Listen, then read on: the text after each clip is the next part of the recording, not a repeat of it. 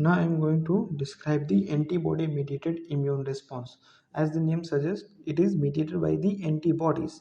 But before going into details of how this antibody mediated immune response occurs, how the B cells get activated, you should have a fine knowledge of the structure of the lymph nodes, because lymph node is the structure where the activation of the B cells and maturation of the B cells occur. So let's first understand the structure of a lymph node. Suppose if this is a lymph node, then this area, this peripheral area, will be the cortex, while this central area will be the medulla. Okay, this is done.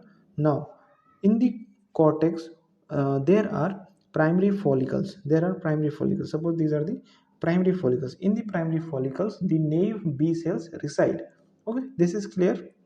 Now whenever a naive B cell is exposed to any antigen, then that naive B cell will get activated. Okay, will get activated and start proliferating and dividing. So as due to that proliferation activation of those naive B cells, uh, there occurs the enlargement of the primary follicles. So now the follicles become large. Okay, these are the large follicles. These are large follicles, and these are called as secondary follicles. In the secondary follicles, the peripheral area of these secondary follicles, this peripheral area of these secondary follicles is called as the mental zone, while the central area, the central area of these, the central area of these secondary follicles, is called as the germinal center. The central area, this is the central area, this central area is called as the germinal center. Now in that germinal center of the secondary follicles, there are two zones.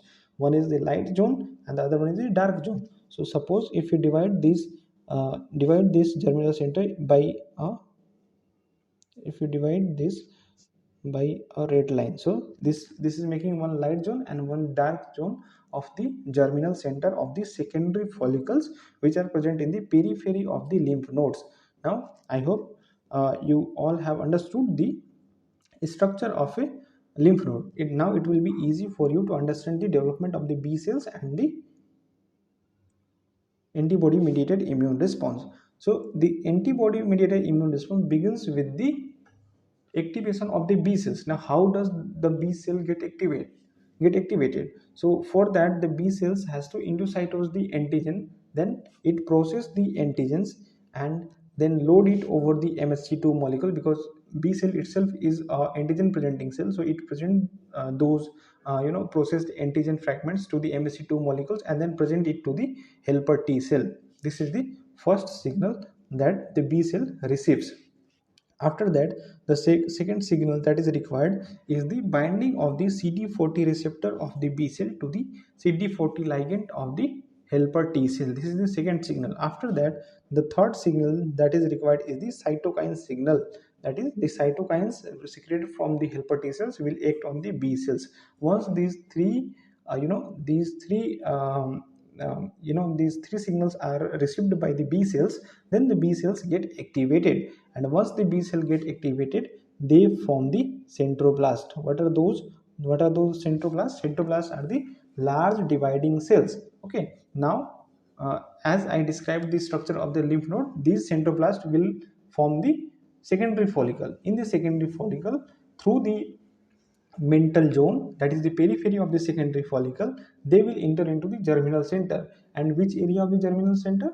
As I described, they will go into the darker zone of the germinal center of the secondary follicles. Now once they enter into the dark zone of the germinal center, we should also remember there that the centroblast cells are the large cells and they are the dividing cells. So they keep on dividing. These centroblast cells keep on dividing to produce the centrocytes. At this stage, there also occurs the somatic hypermutation. Now before understanding somatic hypermutation, we all know that the naive B cells have IgM and the IgD immunoglobulins over their surface. They are present normally during their development also, so that is present in the naive B cells as well. But when a particular type of antigenic epitope or fragment is presented over the T cells, then the B cells, and there occurs activation of the B cell, then the B cell has to produce some specific type of antibodies now. So due to that, due to I mean for the formation of that specific type of surface immunoglobulin, then there occurs high the different types of permutation and combinations into the genes of the immunoglobulins, so that different types of surface immunoglobulins could be produced.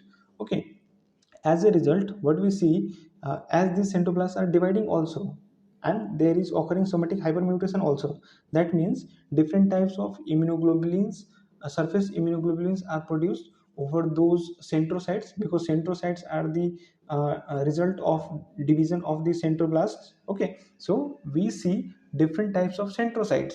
Those centrocytes, some of them have high affinity immunoglobulins over their surface, while some of the centrocytes have low affinity immunoglobulins over their surface.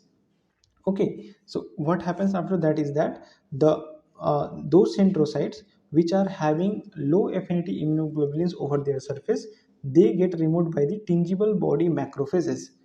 Okay, I hope I am clear that those centrocytes which have low affinity immunoglobulins over their surface, they are removed by the tingible body macrophages, because they are not of any use to us, because they will not be able to bind to that antigen, because they are low affinity surface, they have low affinity surface immunoglobulins now. So that's why those low affinity surface immunoglobulin centrocytes are removed by the tangible body macrophages, while the high affinity surface immunoglobulins possessing centrocytes are kept there in the dark zone.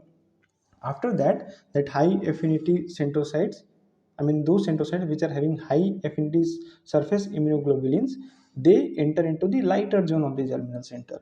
Now when they enter into the lighter zone of the germinal center, then they interact with the dendritic follicular cells or the follicular dendritic cells. Okay, and there in the light zone, they undergo affinity maturation. That means that high affinity of those surface immunoglobulins still undergoes further more maturation, so that the affinity becomes very strong between the antigen and the immunoglobulin. Okay, so there occurs the affinity maturation by the dendritic follicular cells, and after that there occurs the class switchover. What does that mean? Since initially the B cells were producing only IgM and IgD immunoglobulins, but those two immunoglobulins are not enough at all the places and for all the infections. That means there has to be other antibodies productions also. For that, there has to be switch over from IgM and the IgD to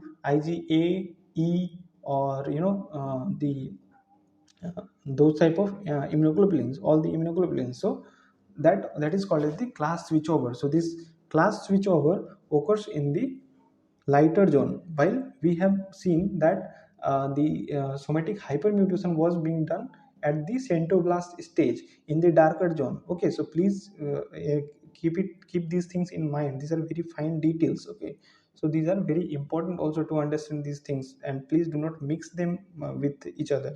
If you remember, if you know write these things once or twice in your own language, then you will be able to retain these things for a longer time. Okay, very easily they get mixed up.